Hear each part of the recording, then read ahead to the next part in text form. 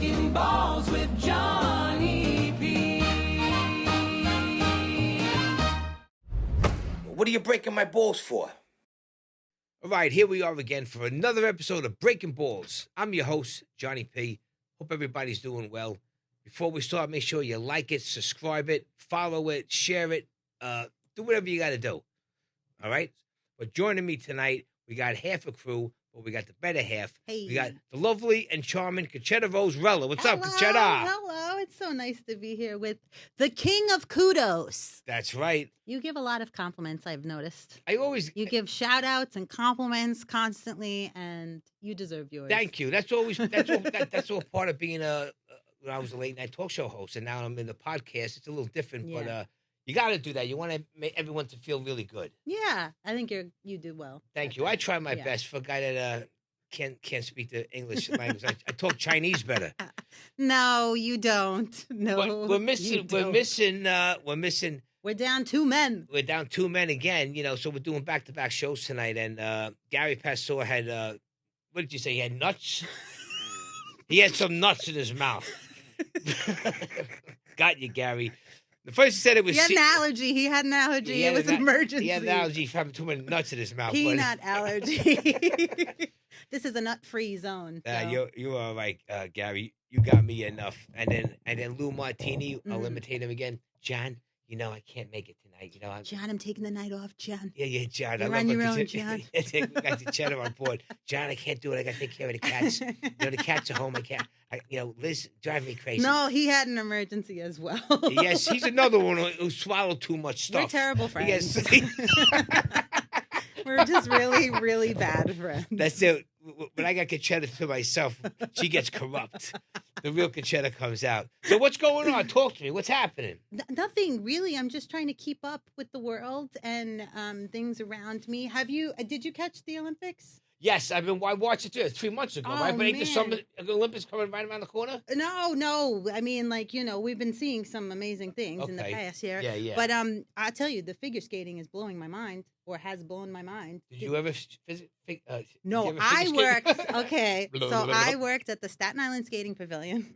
Was one of my first jobs ever when I was like 15 years old, and I never had to get on the ice, and that was a really good thing because the only people that could actually skate were skate guards, and I should not have been there, and I wasn't. They saw that and they put me by the cash register.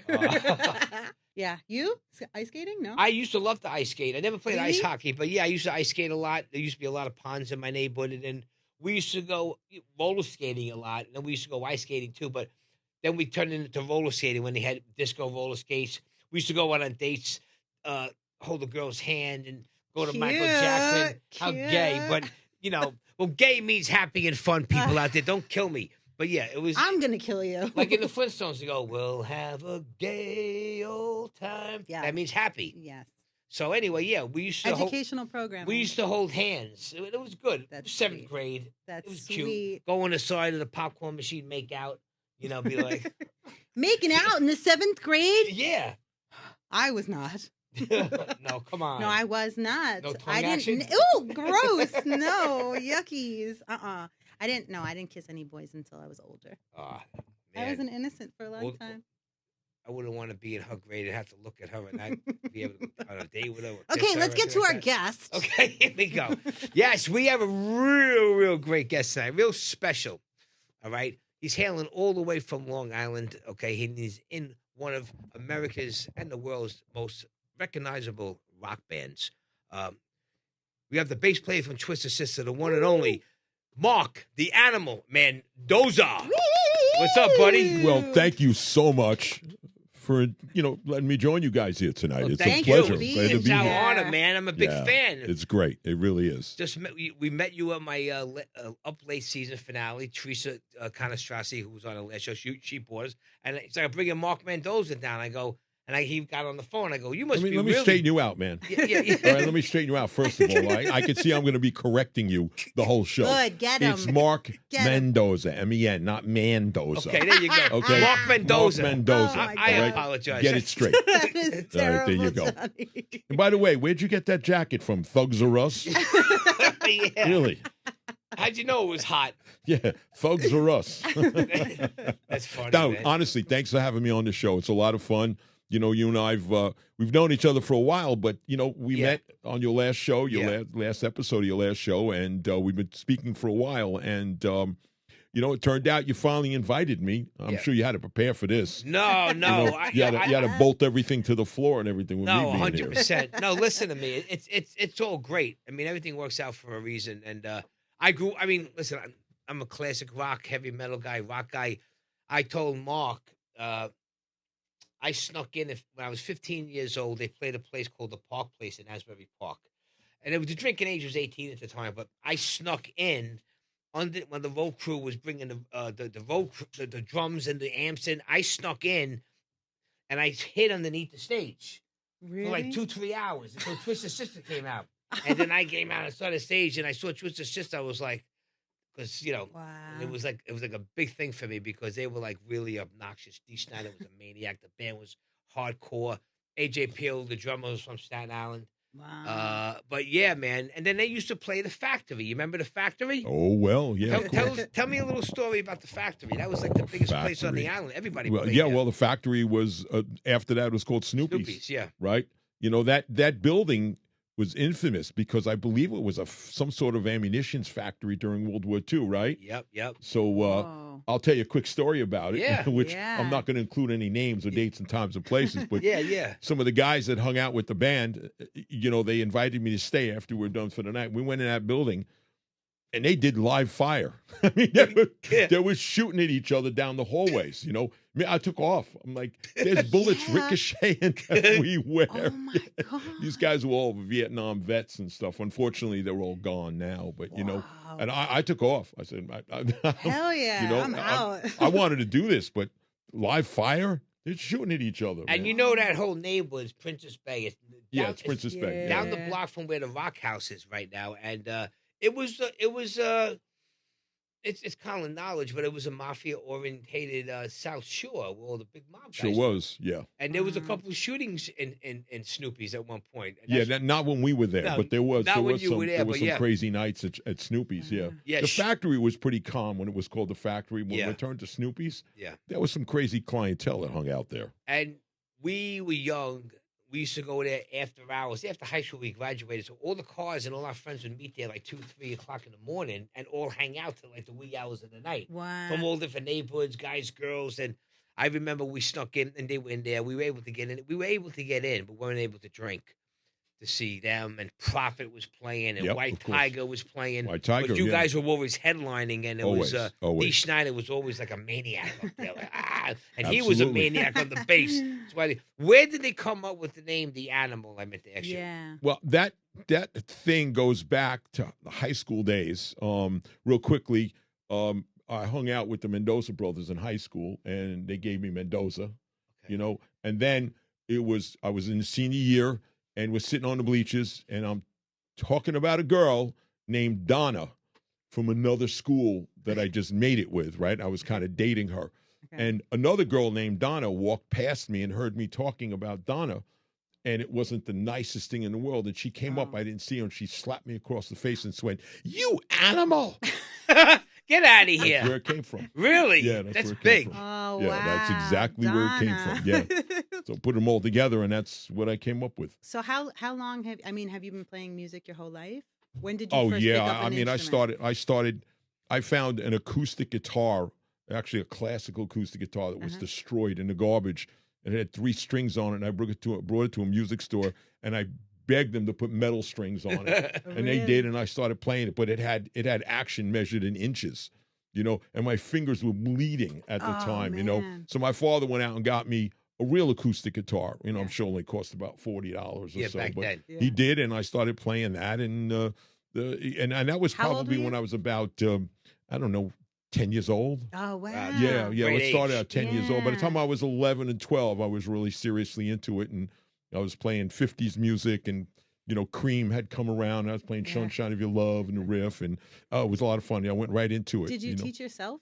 Did I what? Did you teach yourself music? Yeah, the only thing I ever took was to learn music theory on a keyboard, because that's Gotcha. really where you learn. Playing yeah. a piano or an organ or keyboard is Yeah. really music theory. Yeah, Yeah, sure. because you got That's the the only bass. real formal lessons I ever took. So The rest when, of it is just I learned. Yeah. So when you picked up that guitar, that was it for you. Yeah, oh Madly in yeah, love? without a doubt, I was Yeah. sold. But earlier than that, when I was probably 5 and 6 years old, I remember waking up in the middle of the night on like a Friday or a Saturday night, and I'd hear music coming from the living room. Okay. And I would sneak over there and look because I was supposed to be asleep. Right. And my parents, my father, who towered over me, and he spoke like this. I mean, it sounded like God was speaking to me. Anyway, he would just pick up the whole coffee table and move it out of the way, and they would dance to swing music. Oh, And, What you know, was it? that. Dick Oh, yeah, Clark the or big no? band era. Oh. Yeah, a big band Betty era. Goodman and Gene all Cooper, of all it. those Yeah, guys? Gene Cooper and all of Nice. them in a big band era. And, that's where I learned the feel of music. Yeah. That's a lot of my bass Yeah, style. man. The thump comes from Yeah. big band era, playing upright bass. But, Yeah. So it was, that's where it started. I mean, there was a lot of other steps, believe me, a Yeah, ton for of other sure. steps. But yeah, my parents, and I went to Yeah. see the original Jones Beach Theater before they had seats there. There used to be a moat. Oh, You wow. used to be able to, there was water in front of the stage. Oh wow. Oh, yeah, it was amazing. I was a little kid, and I went there and saw all the big bands with my parents because I loved it. Oh, So it's they just took been me there with them to see all the big band stuff that played there. And- All of them played there, yeah. Mark grew up in Amazing. a great time too, because you got to really experience being a teenager and older in the 70s. Yeah, The oh, yeah. best time for music. Yeah. Sex, It was a you know, great time. the whole thing, sex, drugs, rock and roll, hippiness, but the best bands. Yeah. Everybody was strong.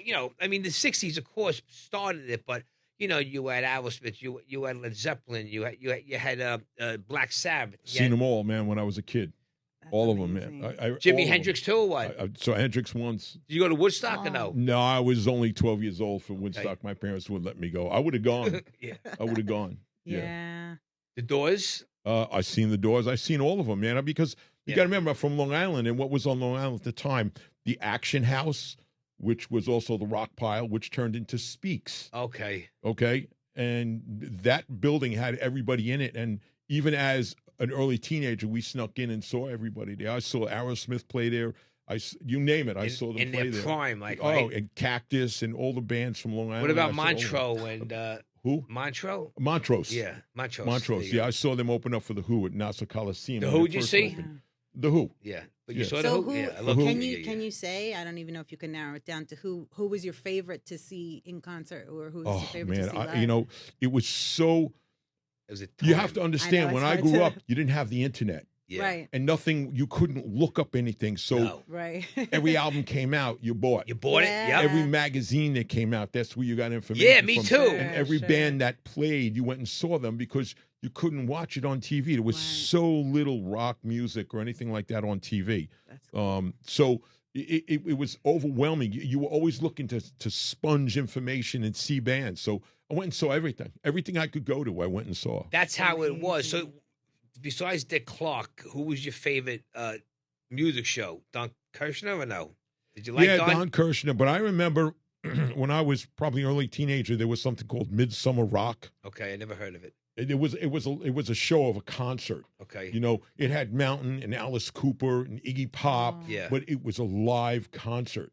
And Wow. Grand Funk Railroad Yeah, headlined it. yeah. You're talking about it was overwhelming because you couldn't. Now it's so much information you can't possibly watch too everything much. that you want to Yeah, see. it's You can't. true. It's so overloaded now. So, It's but you were always hungry for more. Yeah. Always back then, you never got enough albums. You never got enough Yeah. magazines. Never saw enough shows. I saw everybody everywhere that I could go to. We all did. All me and all my friends. Yeah. That's really true because nowadays, I mean, like the glory of YouTube. I mean, Yeah. any of these bands, like you named quite a few that I've never heard of. I can just boop boop boop, and I'll see something live that I don't know. And Part of listen- me goes, maybe I shouldn't be allowed to see that because I didn't go to their Yeah. concert and I didn't experience that firsthand. But it is. But you know what's great about the it? If you reality can't of afford things. to go, you can't make the That's concert. right. And you You want to can. just say, go on here. Someone's Yeah. bootlegging it. yeah, And you yeah. can check it out. Back in the day, like I said, the magazines, we used to love, and I still collect, I'm collect magazines from the 70s and the 80s. I have them all from when I was a kid. But that was what you did. You went to the store. You got your favorite magazine. I saw Kiss. I saw Zeppelin.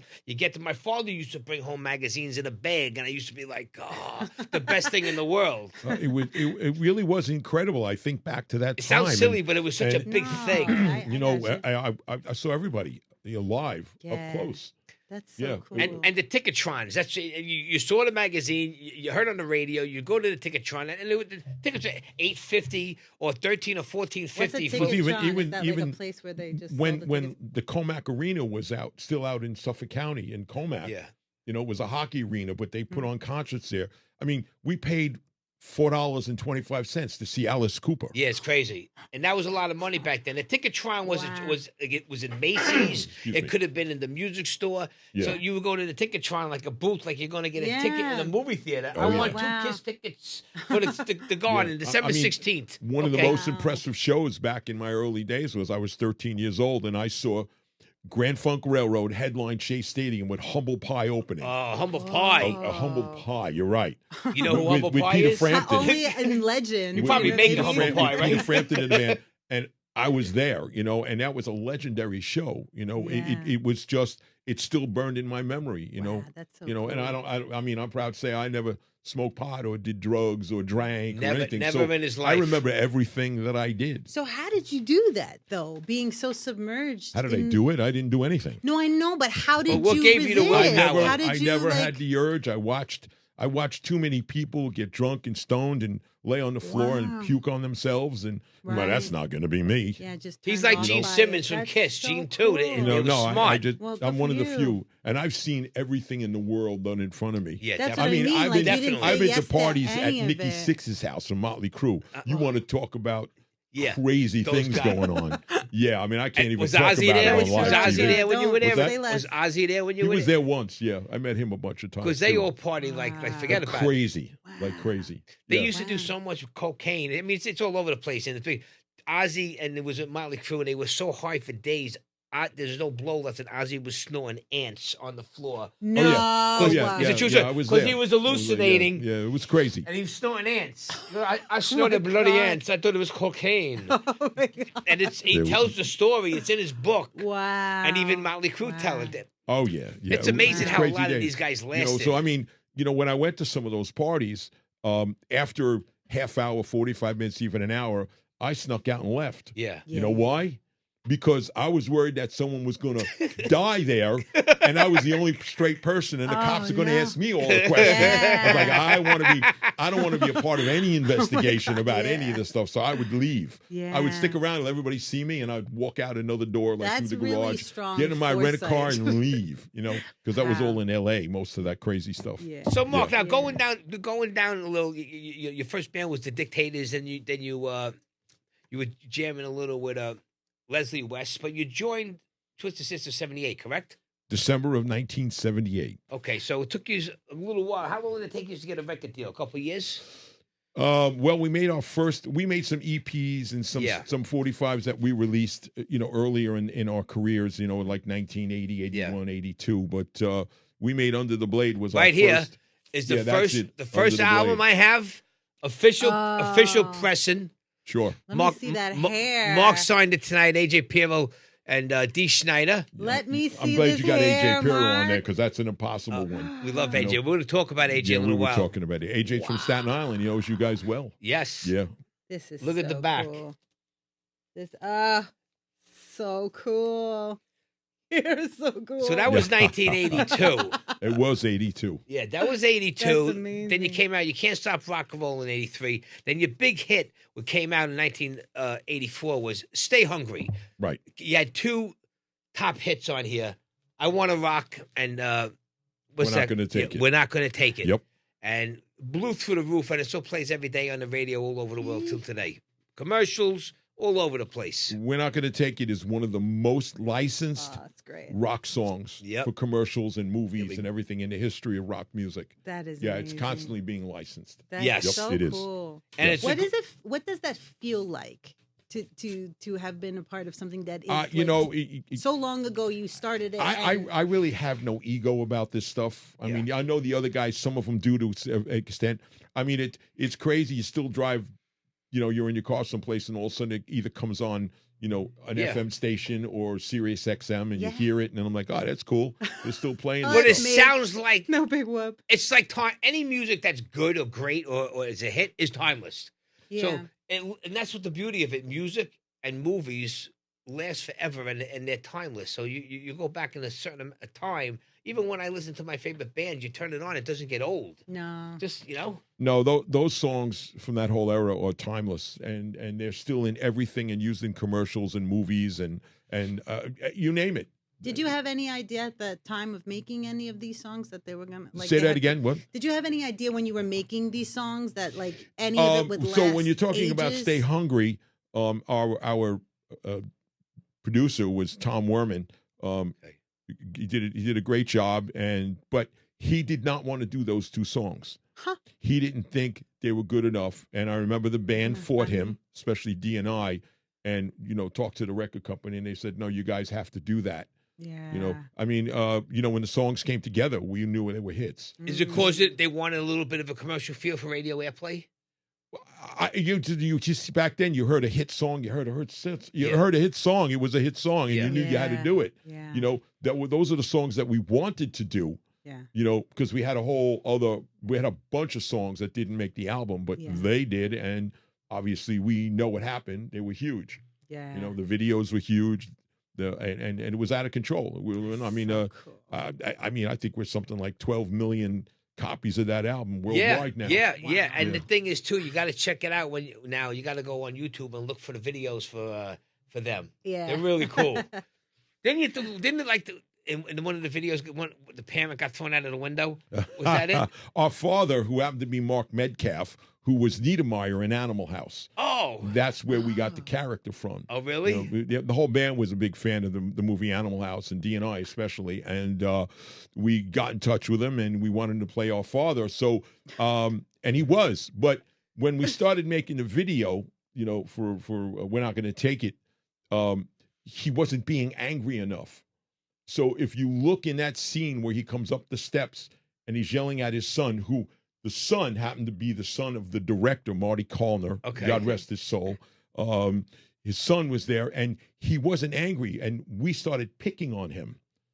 And he got so angry that he was you could see him, he's spitting. Oh, yeah. Drool was coming out of his mouth, and his veins are popping out. And then, by the time he got, what do you want to do with your life? His veins were sticking out. He was angry at us because we just harassed him. Well, that's what you needed to mentor him. He was a great guy, him. though. He was a great guy. Mentor him. When he played Niedermeyer from Animal House, Wow. EROTC. Person in the college, and so it was great. It was a lot of fun making those videos. It was a crazy time. It's a lot of time standing around doing nothing. That when of course you're doing video stuff. And you shot that in film back in the day, I believe. Correct? Yeah, it was on film. Yeah, it was all film. There was was any of it playing? Were you playing, or were you like lip syncing and or whatever? Were we it's playing? Called? Miming, playing. No, where we in those videos we were never had instruments. It was just like kind of acting in scenes. Oh, I see. Okay. Yeah, that's right. And you were doing this and singing. Yeah. Okay, We're walking through the house and chanting and stuff like that. Yeah, there was no playing actually us with the instruments until we did the third video, which was for the song, the ballad called "The Price." Yeah, and that was on stage at a sound check, and it was all lip synced. Yeah. I mean, it's tough to do a video or film a movie with a live band. You could do it, but back then the technology wasn't as good as it is now. I got because we would have played. I mean, we would have played live. Most of the TV shows we did, even back then, we were live. Some of them they said you got to lip sync. Really? It's a big production. You want a band live. See, back in the day when he was from like the early '70s on until like the mid '80s, the bands, the end of the '80s. Once they got a hit or once they were on a tour, you guys had to like produce an album. Like it was like either they were doing them every 8 to 9 months, or you were doing one a year. So you were doing like one a year because you went every year, and the next year was Come Out and Play. Yeah, Come Out and Play was the next. And then you only had to break a year until Love for Suckers. That was like the last record, correct? That was the last record until we finally broke up in late '87, early '88. Yeah. Yeah. And we were apart for about 13 years.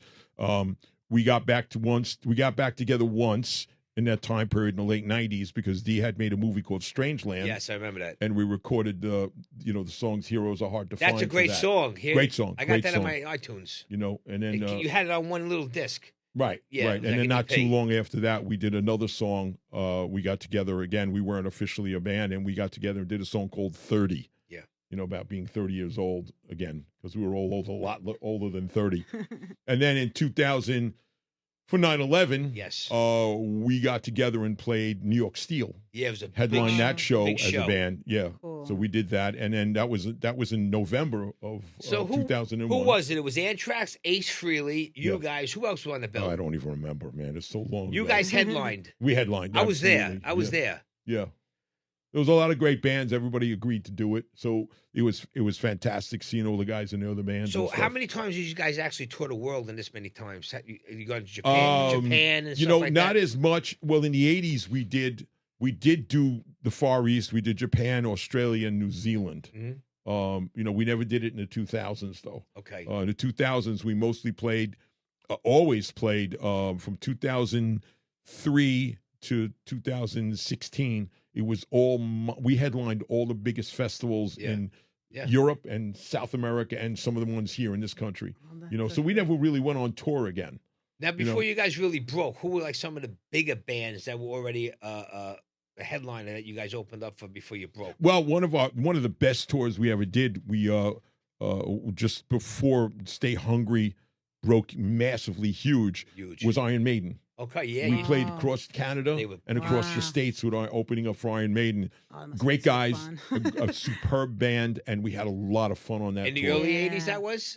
That was 1980, the end of 83 into 84, I believe it was. Okay, that's when Bruce Dickinson just got into the band, right? After it was the Number of the Beast album, I believe. Oh, yeah. Where was your favorite country or place, venue to play? We've done hundreds and hundreds. I mean, a matter of fact, in the famous words of J.J. French, I mean, if you go back since he started the band, because I wasn't there in the original band, but I joined in 78. Right. I think recorded in history, I think we did over 4,000 shows as a band. That's a lot. You got to remember, we played 5 nights a week. 3 shows a night. In clubs. Yeah. They used to pack the clubs. I mean, the clubs everything was packed. Yeah. 3 shows a night. How do you sustain? I mean, besides the drugs, but you're not doing drugs at the time, right? So I never did anything. So even how now. are you sustaining? That's just pure adrenaline. The only drug I'm doing tonight is you. Oh shit! And that's a good drug. Forget it. But no, I never did. I never drank. I never did any drugs. So how do you sustain? I wish I was able. I wish I never did any drugs. I told them back in the day or party. I wish I was able to go my whole life. It's amazing. It's hard. It's really impressive. I was a workout fanatic. I ran. I lifted weights. But I that's did karate. something you got to just know in your head that I'm not doing it. And that's it. There's no if ends about it. Yeah. I never liked. If I walked into a party and I smelled marijuana, I left. I couldn't stand the smell of cigarettes or marijuana. You got to figure back then when you played a club. Yeah. The club was smelling like that. Everybody was smoking. So by the time you got home at night, you stripped off your clothing, you took a shower, washed your hair because you smelled like an ashtray. Everything, and I hated that. Let's talk about that. Let's talk about your voice for a second. Your voice is amazing. What's wrong? You don't like my voice? No, I love it. You do voiceovers. I do voiceovers. Yeah. So that's incredible. What have you done voiceovers for? Well, a lot of it's just radio spots and various commercials around the country. Oh yeah. I have a couple things. I don't pay attention to where it shows up anymore. I do every morning. I wake up at like 4:30, 4:45. Oh, what? I start talking to myself to warm up my voice. I drink something called throat coat, a tea. Yeah. Right, you've heard of that. It's really good. It opens my throat. Right. And I look at my emails at about 5 a.m. I might have 2 or 3, or I might have 15 or 20. And I do everything at home. I read it all and send it out as emails, and nobody complains. Now, Mark listen to me. You think they're going to call me and say we don't like that? I know. It's amazing. Okay. He has a production company he started a long time ago, Area 22 Productions. Oh, cool. And he had his own podcast. For many years. Yeah, almost talk 6 about years. that. Yeah, I had a before podcasts production. were even popular. Yeah. I mean, it's been off the air for almost 3 years now. Just things change and you move on. But I'll bring it back again someday, close, nearby. But in any case, it was basically about the entertainment industry, but I had some other people on there, like some race car drivers, and a part of the show was about cars and motorcycles, because that's what I did my whole life. Oh, really? Built cars and built motorcycles. Wow. And, I got hands of a mechanic. Yeah, of course. Oh, cool. Yeah, metal fabrication, welding, things like that. So we started talking about some of things like that, and it was called Area 22, but my show was called 22 Now. Okay. And it was a live show about 95% of the time. Every Tuesday night we went on live, and we had thousands of people watching. We really did. And by the end of the week, our numbers were up about 30 to 40,000 people after a week, and then it exponentially, got much larger as the time went on. So again, because everybody knows me around the world, but you got to figure that my audience, half of them are asleep. It's a different time zone, where nobody's going to stay up, or some of them do. But so we had everything. We had live chats, and, my partner in the show would do all the live chats, and her son was our engineer. And it was a great thing. It really was. Cool. It was a lot of fun. I loved doing it.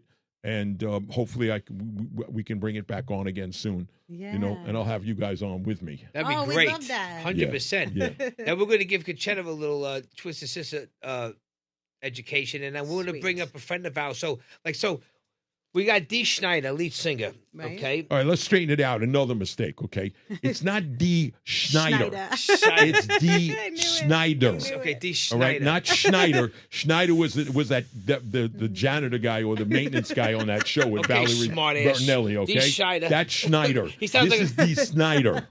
Okay? Get it straight, all right? Okay. Let me hear you say it, Dee Snyder. Dee Schneider. Yeah, that's better. Okay, continue. It's one-on-one with Mark Mendoza. And again, he made him as Mendoza. Mendoza, I know. It's not Mendoza. It's Mendoza. I'm just effed up.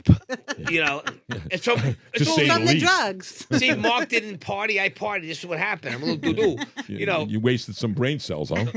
My skin held up, but I'm okay. It's all good. So now we got Eddie Ojeda, right? Ojeda. Okay, Ojeda. See, I got everyone's. JJ French. That's correct. That's correct. And our man, AJ Perro. Man, AJ Perro? Our man, AJ Perro. My man. Oh, your man. Well, you pointed to me. And AJ Perro's on the end. Yeah, that's what I meant. Exactly. There's Mark Mendoza right there. Again, with the Mendoza. That's all right. We're going to call him Mark the Animal. Yeah, all right. Whatever you want. I'm getting abused here. What are you going to do? What are you going to do with your life? Yeah, exactly. Learn. Not come on this show anymore. But I'll be on the show with you anytime you want. Thank you so much. Yes. Let's talk about AJ Perro. Oh, anytime, man. I miss that guy. Love He's that a brother. guy. He's a brother and a sister. He's the first one that passed away. Yeah. Oh, I'm sorry about that. He was an animal on the drums. He was like forget it. Pretty cool. And he's from Staten Island. Dee coined the phrase for AJ Perro, the sound of thunder. Mm-hmm. That's how he played. Yeah, I like that. Yeah, it was cool. Amazing. He was a great friend. He was a great fellow musician and a great brother and a great, because of Twisted Tea, he was a great sister. Sister, as we said. Who was the closest that you were with in the whole band? If you had we were all close. All these, right? Yeah, we were all close. Yeah. I mean, JJ and I were great friends. Also, we did a lot of stuff, and when the band was broken up in those years, we all spoke, but I spoke to JJ and AJ the most. Yeah. AJ and I stayed in touch. Yeah, I used to see AJ back in the late 80s into the 90s. He used to do drum clinics. Yes. And he was from Staten Island, but it was hard to get to him because he was with Twisted. And then once he left Twisted Sister, he started doing all these drum clinics and showing him his face around, so I got to meet him.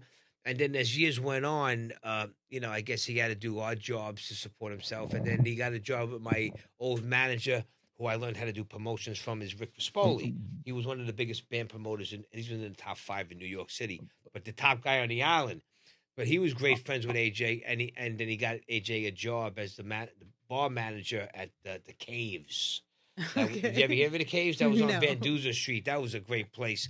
But that's when we really got to be close with AJ. He used to get up with every band that played, and he would get up with NYB and play the drums. But after every song, he would get up and do his big drum solo. So nine out of the 10 of the drummers that after he got off the drum set was just like, I got to go back home and take drum lessons. Yeah. But I always I'll tell you a quick story about AJ. We did a show, and I'm not going to say where it was. It was a charity gig. So my whole band wasn't there, but AJ and I were there, and JJ was there, and Eddie. Dee couldn't make it, but we played with a bunch of other bands on Long Island to raise money for a friend of ours that was very sick and, needed a liver transplant. So we all played, but we did a sound check, and there was 4 or 5 other drummers there who were semi-famous even today. And they were all standing on the side of the stage while AJ's doing a sound check, and we did 3 songs. We did one Led Zeppelin song and a Twisted song and something else. And I'm sure everybody listening has seen AJ play, even in video. He was the most powerful drummer. Yeah. I mean, he didn't hit the drums to break them, but the drums moved. Yeah, he played with the body. It was thunder, right? Yeah. So when it was, and we don't curse on this show, do we? Yeah. We do. Okay, so when it was done, I smacked all of those drummers in the arm, and I go, "Do you see that up there? That's how it's done, motherfuckers. Yeah. That's how it's done. Yeah. You bunch of wimps." Yeah, I yelled at them and stuff. But yeah, that was AJ. Everybody was impressed with him. And you know what? I used to do a drum solo when we played during 100,000 Years. And after he played, I still did the drum solo. And it still was good, but it didn't compare to what he did. But people, why are you doing it? You could have. I go, listen, AJ's a great drummer. I look up to him. He played my drums, man. So I'm going to still do my thing. I'm not going to let him intimidate me off my stage. It actually brings you up to your toes and makes you want to practice more. Without a doubt. But I got to say something. Your last episode of your last show, right? You got up and played drums with that band. Yes. Yeah. You were no slouch. I mean, you weren't Thank you. AJ, but you did a great job. And man. you know what? Thank you so much. I was really surprised. Thank I figured you. this guy's going to. And he was hurt. He's going to be limp wristed and. No, I had a major surgery on my hand in July, and I had to wait, but I can't, I'm just building up my endurance again, but I made sure I was able to kick ass on that. You definitely did a great job on those songs. And thank you. Yeah, and Detroit Rock City, I mean, I'll be more than happy to tear you to pieces, but I couldn't for that. All right. Thank you. I appreciate it. No, I said on my last show I had it because the show before that, I still wasn't ready to play yet. But I could play about up to 40 minutes now. It took me a long time to get there, but I can't do 2 hours yet. Yeah. But I'm just slowly. You'll get there. And you had a little accident too, right? Oh man, yeah, about a year ago. Yeah, not little, right? I don't want to discuss it. We're not going to talk about it. I'm recovered. I'm pretty good. I'm back to my. You look like you're doing good. Yeah, without a doubt, it was rough. The recovery was rough. At first it really was, but yeah, I did everything the professionals told me to do, and it was rough. But I mean, I did, like I said, I did everything I had to do, and I did stuff that I had to do. Yeah.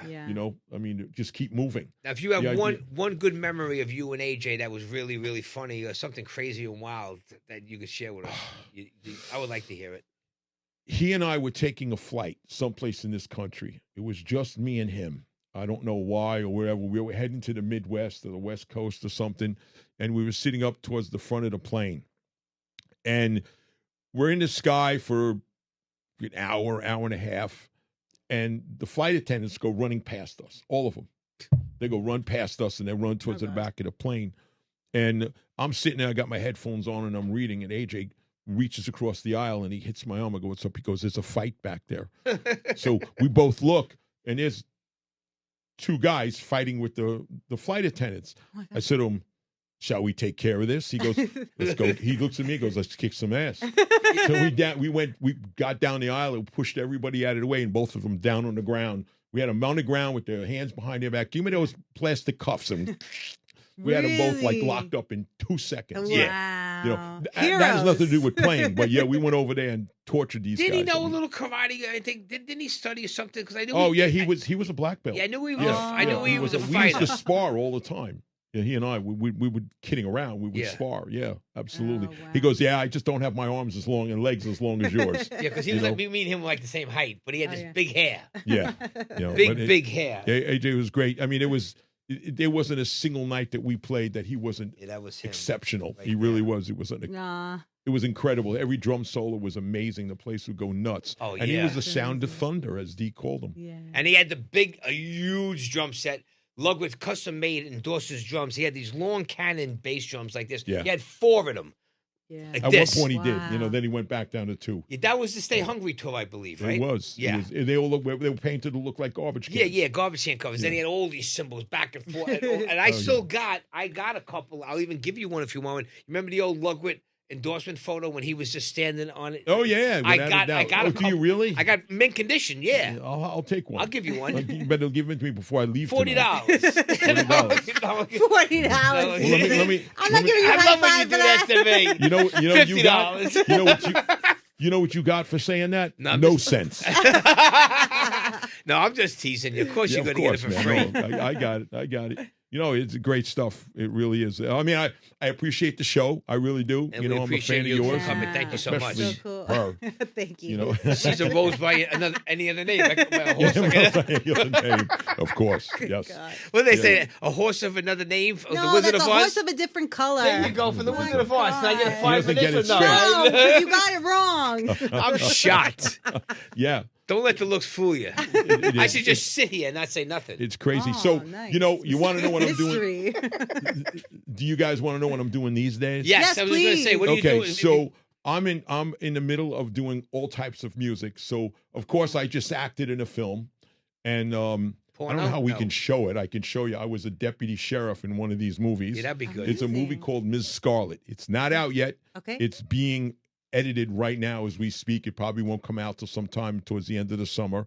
And I was a deputy sheriff, and I can't give the plot away, but it was directed by, you know, the legendary Terry Wickham, okay, who does a lot of horror movies, and he was a Yeah. lot of fun to work with. And just like I'm torturing you, I tortured him too. It's all right. You know, he calls me all the time, and he goes, "I haven't seen you like in 2 weeks," and I'm like, I'm missing all the torture I got.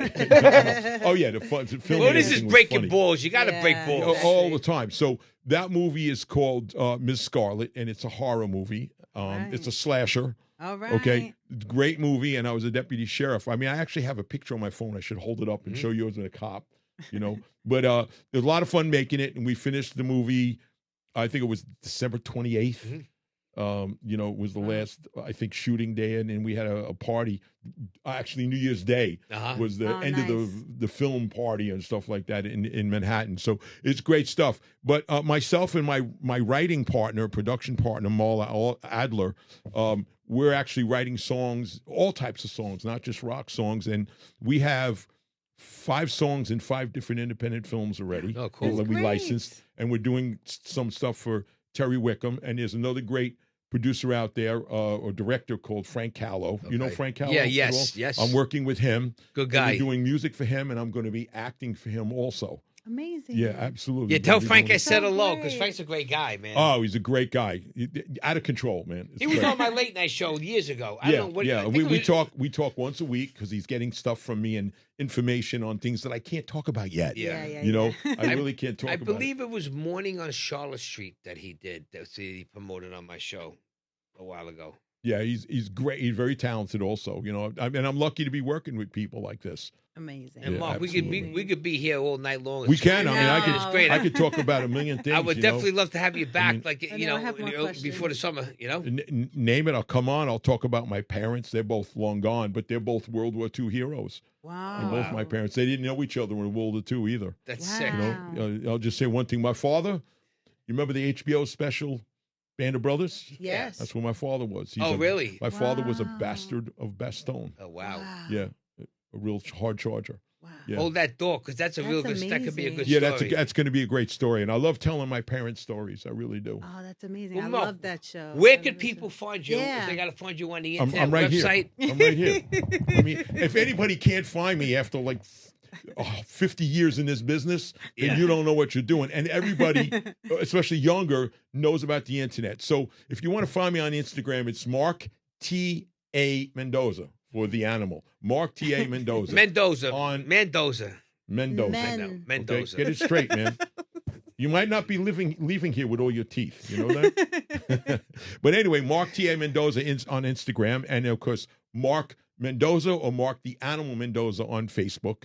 And, you know, everything else, it's easy to find me wherever it is. You know, shoot me a message, and I'll probably never answer you. But, you know, no, actually, somebody reads all the stuff, and they send me They the tell messages you. that are directed to me and stuff like that. So I Nice. try to answer. I really do. I try to take care of all the fans A and human answer everything. filter. Well, yeah, because you can't sit there and look at everything. You Yeah. really I mean, can't. I don't understand that. It's but tough. I can, It's tough. I for It the is tough, internet. but That's I, right. you know, if there's one thing that TS Right. did, we always took care of the fans. Yeah. You know, we Yeah. call them the SMFs. You know what SMF What is was, Yeah, that right? stand for? 6 months. Sick motherfucker. Sick motherfucker. Sick motherfucking friends of Twisted fucking Sister. Yeah. That's the whole thing. So That's we always cute. like to take care of the fans. And, you know, when I meet them, I'm pretty rough on people. Kidding around, though. Yeah. You know? Yeah. But, no, you know, without the fans. Well, that's what they would we want to be? see. They want to see you like that. Yeah. Yeah. It's That's who bigger you than are. life. Yeah. I am bigger than life. Yes. Well, Mark, thank you, man. God bless Thank you. you You so know, much all for the best being in life. here. Guys, thanks for having me on, Yeah. man. We'll do it again. We'll have a lot Yes. more fun. Yes. please. Yeah. Mark Yes, Mendoza, please. everybody. Yeah. Thank you. Thank you. All right. Have a great night. And Miss Concetta Rose. Sir. Rella. Sir. How you doing, kid? I'm all right. That was awesome. Yeah, man. It's your first rock and roll star Experience. on the show, right? Yeah. Yeah.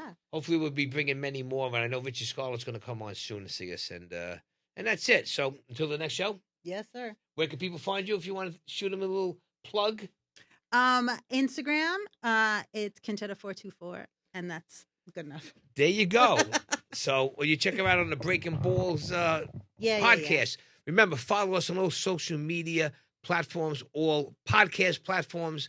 Our website is www.breakinballspod.com. And that's it. So always remember, it's always nice to be nice. It really is. Go to church, but whose balls could you break this week? Good night. Breaking balls with Johnny P. What are you breaking my balls for?